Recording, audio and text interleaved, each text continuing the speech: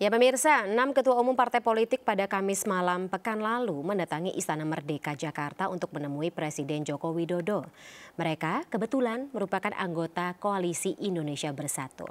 Tapi pertemuan tersebut ternyata menimbulkan tuduhan cawe-cawe atau ikut campur dalam Pilpres 2024 dari koalisi kompetitornya.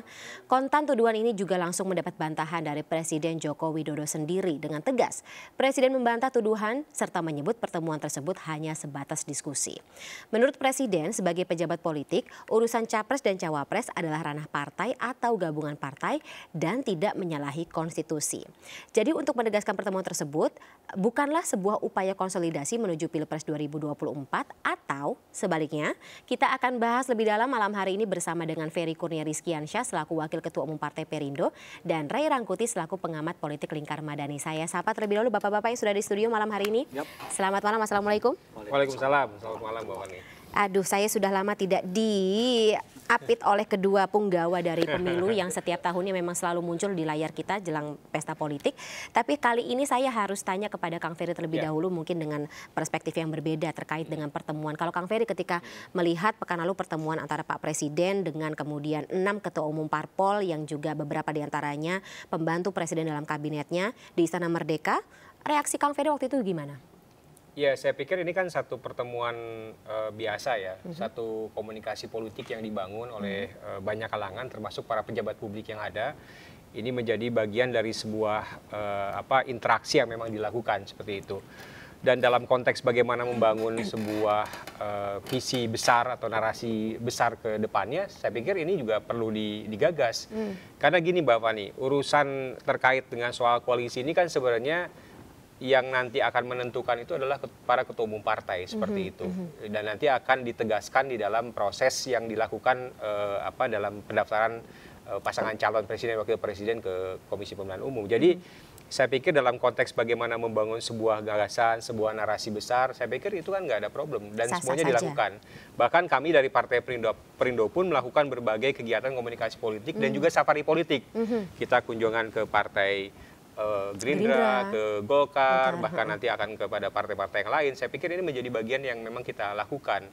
Pun demikian dilakukan oleh Pak Jokowi, karena semangat kita kan semangat kontinuitas, semangat kesinambungan. Jadi bagaimana upaya-upaya untuk membangun bangsa ke depan itu tidak harus dimulai dari titik nol, tapi terus berkesinambungan dalam aktivitas yang dilakukan. Baik, jadi walaupun katakanlah kalau misalnya dari narasi yang dikatakan koalisi atau kubu sebelah seperti itu ya, kita sebut kubu sebelah, katanya dilakukannya oleh Presiden, kemudian ya itu jadi menimbulkan pertanyaan apakah saat itu Pak Jokowi ini bersikap sebagai seorang presiden atau sebagai salah satu kader partai, dan yang kedua lokasinya kebetulan di Istana Merdeka, yang notabene berarti menggunakan alat negara seperti itu. Gimana Kang Ferry? Ya, kalau di istana kebetulan kan waktunya juga tidak dalam waktu aktivitas yang memang dilakukan. Oh, malam ya waktu itu ya? Itu malam hari kan seperti itu. Jadi itu juga bisa diklarifikasi lah terkait dengan soal seperti itu. Tapi yang pasti adalah bahwa porsi dari Pak Jokowi, saya pikir ini menjadi bagian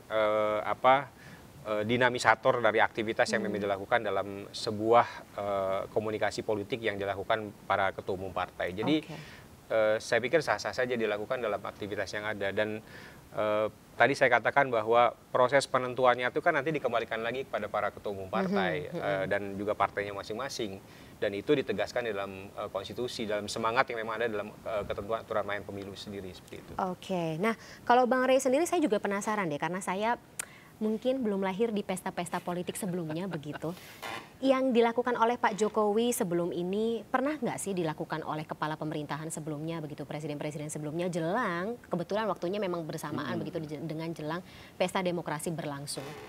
Saya kira juga dilakukan juga, ya, cuma memang di periodenya Pak Jokowi ini terlihat lebih agak vulgar ya, lebih agak. Apa karena media sosial juga sudah masif? Menurut saya tidak, tapi ya mungkin itu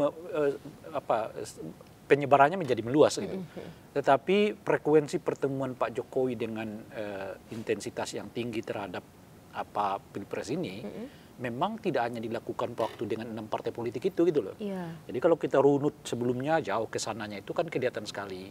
Misalnya ikut hadir di musra-musra relawan gitu loh kira-kira kan.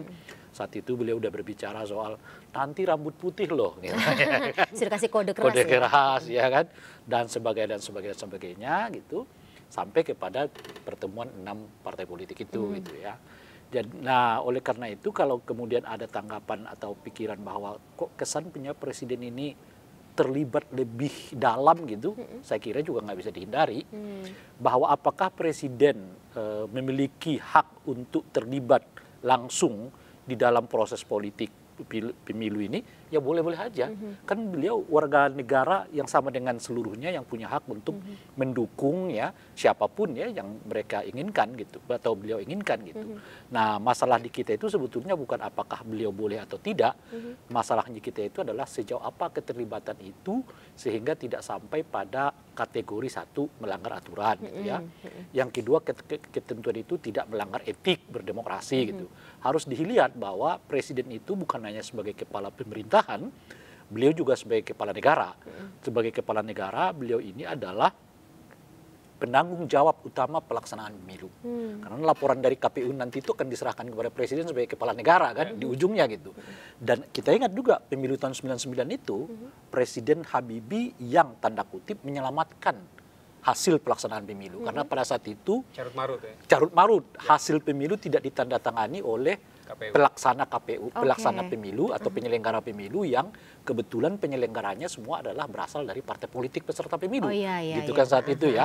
Akhirnya diambil alih oleh presiden, dalam hal ini Presiden Habibie ditandatangan, kemudian jadilah itu keputusan politik. Intervensi yang perlu ya waktu itu ya. Iya, beliau sebagai kepala negara. Sebab kalau beliau tidak menandatanganinya macet ini proses politik ini semua. Padahal sejak dari awal udah kelihatan prosesnya disambut baik kok. Bahkan boleh kita catat pemilu 99 itu menjadi salah satu pemilu yang terbaik menurut saya ya. Di luar pemilu tahun 55 atau pemilu bahkan boleh disebut pemilu terbaik di era reformasi kita gitu. Nah, dan oleh karena itulah mengapa hasilnya diterima oleh apa namanya publik saat itu dan juga oleh partai-partai ini meskipun ada yang menolak tetapi tidak mendapat respon cukup kuat dari publik karena sejak dari awal Presiden Habibie sudah memperlihatkan dirinya sebagai seorang presiden dan kepala negara gitu kira-kira sehingga apa namanya ketika beliau mengambil alih apa namanya kesahihan pelaksanaan pemilu itu masyarakat nggak menggugat, masyarakat malah suka gitu. Dan beliau berperan sebagai kepala negara yang dianggap oleh saat itu beliau sebagai orang netral. Nah, salah satu uji materi netralnya beliau itu karena laporan pertanggungjawabannya ya di MPR itu ditolak oleh MPR, gitu kira-kira. Dan tidak ada larangan sebetulnya secara konstitusional presiden yang ditolak laporan pertanggungjawabannya oleh MPR untuk tidak lagi dapat dicalonkan sebagai calon presiden. Nah, kalau tapi beliau nggak mau, karena merasa nggak etik lagi nih. Kan masa laporan pertanggungjawaban saya nggak diterima kok saya menyalonkan diri kan kira-kira gitu. Nah, Bang Rey, berarti kalau misalnya untuk Pak Jokowi sekarang begitu, apakah memang sudah kalau dari perspektif Anda masuk dalam standar yang bisa dikatakan ya kubu sebelah ini sebagai cawe-cawe, intervensi, ikut campur? Ya tentu bahasa mereka akan begitu. Sebagaimana bahasa di sini mengatakan enggak. Makanya saya mengatakan ini nggak akan selesai perdebatan ini gitu ya. Nah oleh karena itulah saya mengusulkan sebetulnya udah beberapa kali saya usulkan ini entah itu ke Partai PKS, entah itu ke Partai Demokrat, coba diujikan saja kemana ke Bawaslu, ya kan? Jadi dibawa kasus ini ke Bawaslu, diminta pendapat Bawaslu. Sebetulnya apa yang dilakukan oleh Presiden ini sudah masuk kategori yang menciderai prinsip adil dan jujur dalam pelaksanaan pemilu apa tidak gitu. Nah sebab kalau enggak ini ada jadi gunjingan politik, yang ini gunjing yang gitu, yang ini gunjing yang begitu. Walaupun yang bersangkutan sendiri presiden sendiri sudah membantah begitu yang enggak ada. Itu makanya enggak akan selesai gitu. Ya, di sini membantah, di sini terus mengatakan cawe-cawe macam-macam lah seterusnya itu gitu. Enggak akan selesai. Akhirnya perdebatan politik yang bertujuan untuk tidak diselesaikan tapi dijadikan sebagai bahan politik untuk saling nyerang gitu loh.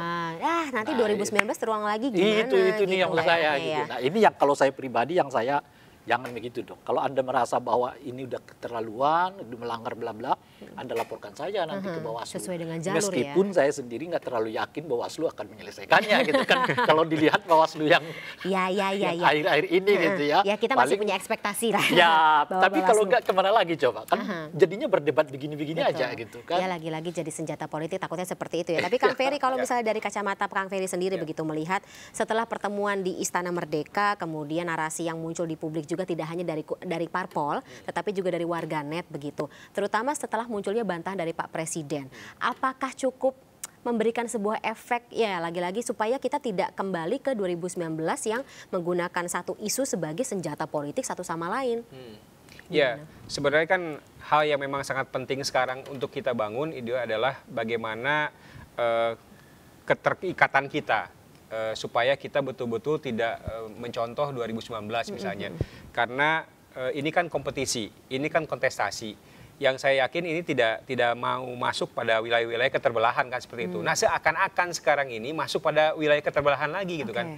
Padahal sebenarnya ruang kompetisinya baru dimulai atau memang sedang dalam proses dimulai kan kayak gitu.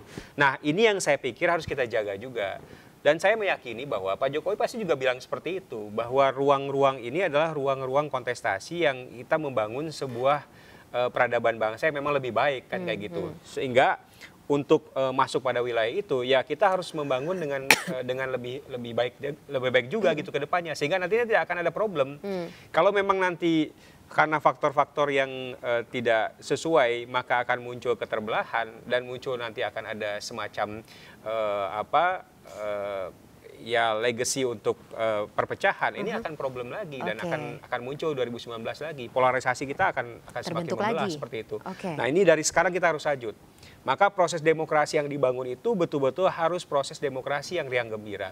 Proses demokrasi yang memang betul-betul kita lakukan dengan senang gitu kan, seperti itu, happy. Dan ini harus kita tularkan, dan saya yakin para ketua umum partai itu akan menjadi nakoda untuk mulai seperti itu. Dan ya, saya yakin kemarin silaturahmi saya yakin Pak Jokowi memberikan sebuah catatan-catatan seperti itu untuk membangun itu. Jadi belum tentu yang diomongin adalah terkait dengan pesta demokrasi atau katakanlah tadi gitu memilih siapa yang akan kita usung begitu ya dalam Pilpres 2024, tapi mencegah juga supaya polarisasi atau luka yang dibentuk dari pemilu 2019 ini tidak terjadi lagi begitu, Kang Ferry. Harapannya saya melihatnya seperti itu, dan tadi yang juga harus dibangun adalah bagaimana kita membangun sebuah kontinuitas.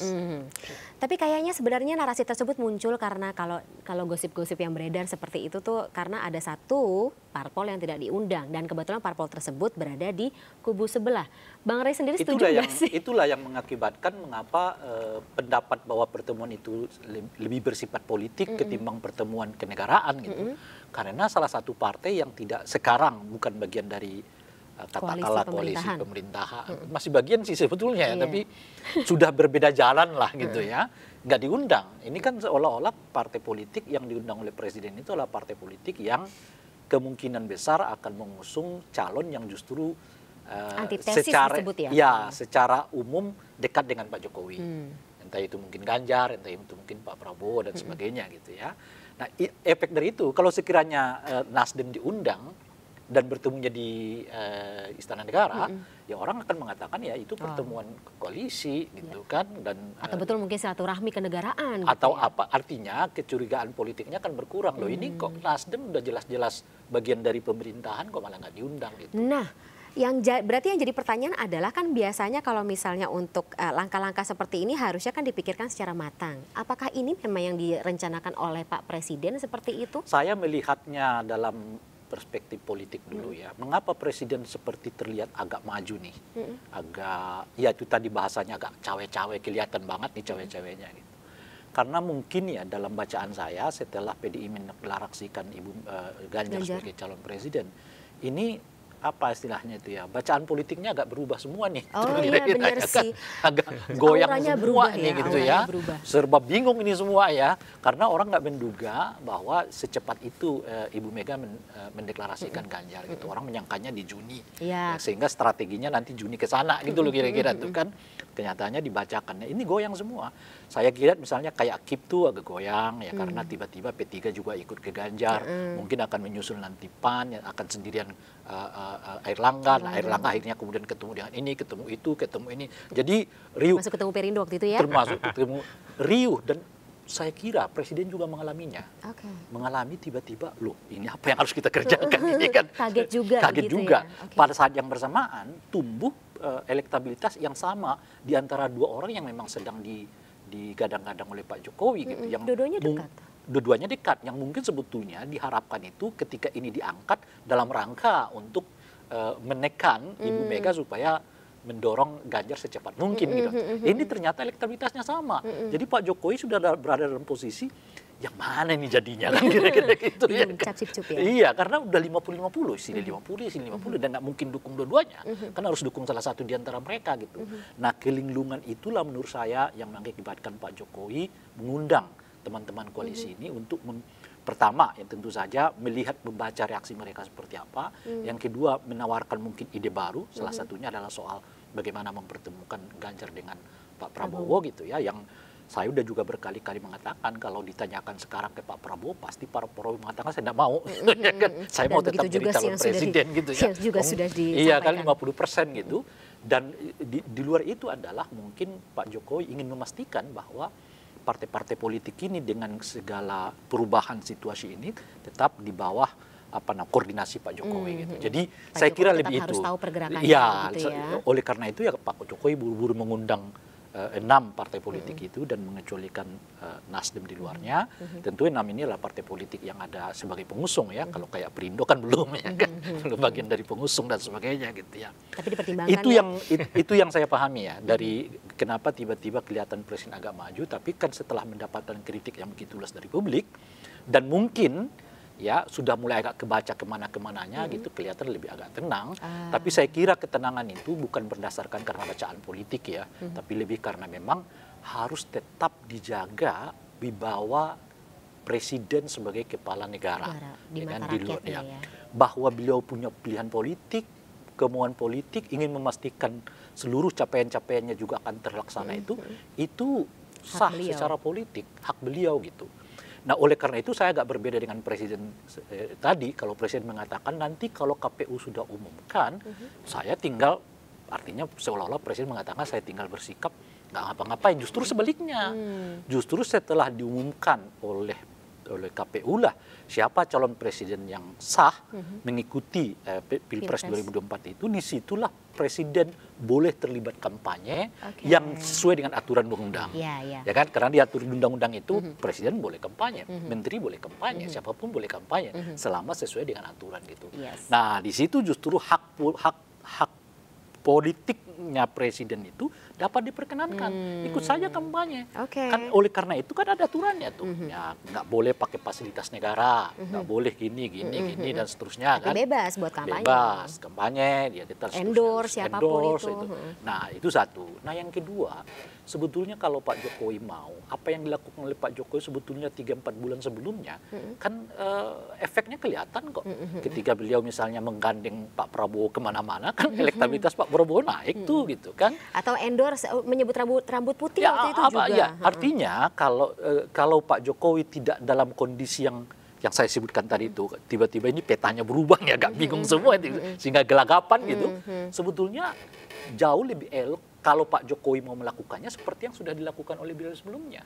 Kan nggak bisa dia apa-apain gitu. Karena dalam kerangka tugas dia mengundang Pak Prabowo, dia mengundang Pak Ganjar, mereka lama-lama di bawah matahari ya kan, disorot semua orang, kelihatan keakrabannya. Itu aja efeknya terhadap elektoral kedua belah pihak itu lumayan bagus kan sebenarnya gitu, tanpa harus kelihatan membicarakan ini, membicarakan itu dan seterusnya itu. Mungkin setelah Bang Ray muncul di layar malam hari ini itu menjadi salah satu pertimbangan juga bagi Pak Jokowi untuk bagaimana ke depannya. Tapi Kang Ferry setuju nggak gitu ketika kita ya lagi-lagi begini, kalau membaca bagaimana sikap Pak Jokowi selama ini kan penuh dengan perhitungan ya, dan ya asumsi kami semuanya adalah tindakan atau katakanlah pertemuan kemarin di Istana Merdeka juga sesuai dengan perhitungan.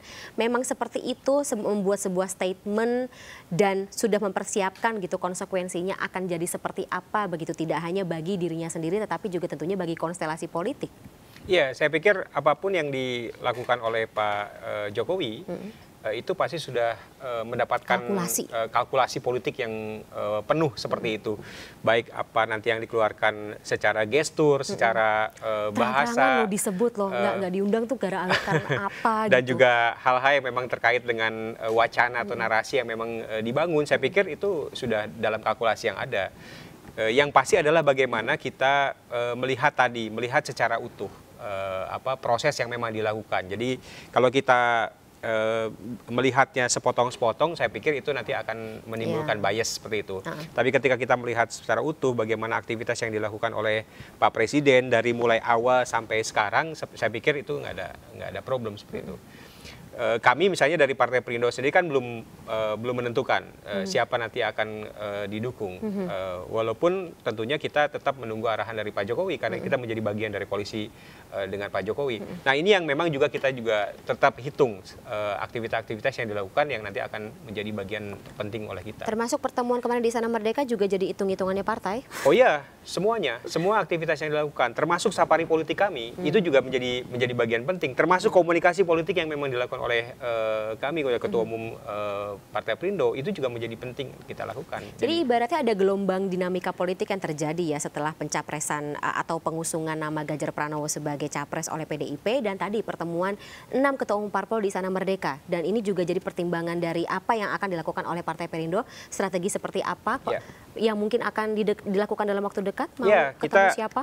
Kita wajar kalau misalnya kita apresiasi kalau misalnya kita sudah ada 3 poros nih. Sekarang ada porosnya Mas Ganjar, Mas Prabowo, Mas Anies kan udah luar biasa. Walaupun sesuai ketentuan kan bisa jadi 4 karena ini soal threshold yang memang ada. Atau bisa jadi 2 kan seperti itu. Ini kan dinamis karena masih menunggu bulan Oktober yang akan datang. Jadi kita menunggu perkembangan-perkembangan yang ada yang memang kita lakukan. Fokus kami kan adalah bagaimana Partai Perindo betul-betul kita bisa masuk Senayan. Itu menjadi hal yang memang sangat penting dan mutlak harus kita lakukan. Tapi karena memang pemilu presiden dan pemilu legislatif itu berbarengan, kotel efek itu menjadi sebuah keniscayaan untuk kita lakukan. Nah oleh karena itu kita juga barengkan dengan hal seperti itu. Maka bacaan-bacaan politik terkait dengan aktivitas yang dilakukan, termasuk arahan-arahan yang nanti disampaikan oleh Pak Jokowi, ini menjadi nama-nama hal yang muncul penting, juga ya. Termasuk nama-nama yang muncul, yang di-endorse dan lain sebagainya, itu menjadi bacaan kita secara keseluruhan. Kita kan juga melakukan polling, kita juga nanti dengar teman-teman di daerah, kan kayak gitu. Itu semuanya kita lakukan untuk apa? Untuk bagaimana pilihan politik kita betul-betul tepat nanti pada saatnya seperti itu.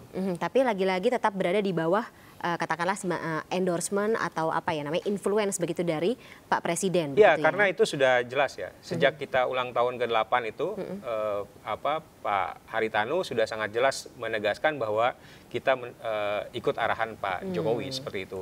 Dan itu juga menjadi bagian penting yang kita lakukan. Makanya ini endorse yang sebetulnya sulit untuk katakanlah dinilai itu. Misalnya hadir di acara ulang tahun partai. Kan tidak semua ulang tahun partai dihadiri oleh Pak Jokowi. Kan? Itu artinya membuktikan Pak Jokowi ada hubungan dengan itu. Nggak bisa diapa-apain. Karena dia sebagai presiden diundang untuk hadir, beliau hadir gitu. Dan itu yang menurut saya banyak cara. Dan sebagai bagian dari partai koalisi. Banyak cara sebetulnya yang dilakukan oleh Pak Jokowi, yang mengindikasikan kedekatan Pak Jokowi dengan calon ataupun dengan partai itu tanpa harus menjadi perdebatan publik. Gitu. Nah masalahnya itu karena akhir-akhir ini kelihatan agak terlalu vulgar gitu ya. Termasuk di dalamnya misalnya Presiden mengatakan, ditanya wartawan siapa calon wakil presiden yang cocok bagi Pak Ganjar. Oh banyak, ada nama ini, ada nama itu loh. Itu offside namanya, ini perlu kira-kira itu kan. Karena disebut nama-nama itu gitu. Ya, beliau cukup mengatakan itu urusan partai. Ya kan, partai udah menetapkan, biarkanlah mereka yang akan menentukan gitu. Bahwa kemudian Presiden melakukannya secara diam-diam, kontak Bung Ferry, kontak ini, itu nggak ada yang bisa kita lakukan gitu. Kan yang penting tuh jangan sampai ruang publik ini gitu loh. Yang dijadikan dipakai untuk kepentingan kekuasaan elektoral gitu. Itu yang nggak boleh. Karena ruang publik ini milik publik, bukan milik presiden, bukan milik siapa-siapa dan seterusnya itu gitu. Nah oleh karena itulah keterlibatan presiden sebagai warga negara dalam politik nggak bisa dihambat, tetapi tentu caranya seperti apa. Nah itu yang perlu kita perhatikan. Nah saya udah mengatakan tadi presiden bawa Ganjar kemana, ya kemudian Pak nggak usah disebut, kemana, masyarakat bisa melihat. Udah paham dengan foto-foto macam-macam dan seterusnya itu tiba-tiba dia hadir di ulang tahun Perindo, mungkin nanti Perindo ada hajatan, apalagi presiden datang lagi, itu semua nggak bisa di. Atau putra Pak Presiden memakai kaos dengan bergambar capres tertentu. Gitu. Jadi sebetulnya banyak cara yang bisa dilakukan untuk mengikatkan antara tokoh tertentu dengan presiden itu tanpa harus menjadi guncingan publik. Nah, pertanyaannya kenapa agak muncul akhirnya itu yang saya jelaskan tadi. Karena pas begitu Ibu Mega mendeklarasikan Ganjar itu, peta politiknya agak berubah. Gitu.